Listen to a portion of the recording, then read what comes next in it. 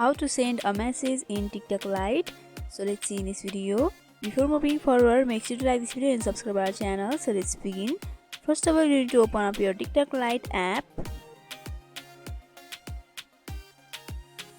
After that, you have to make sure that you are logged in with your account.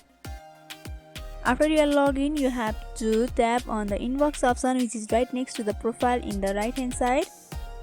And from over here you can see your persons from contacts or Facebook.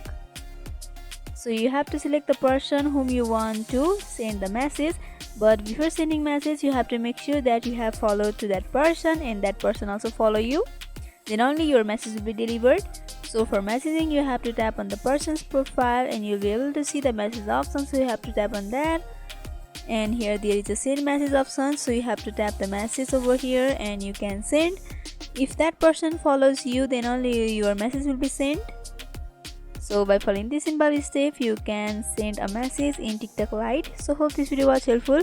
Don't forget to like, comment, share and subscribe our channel for more videos like this. Thanks for watching.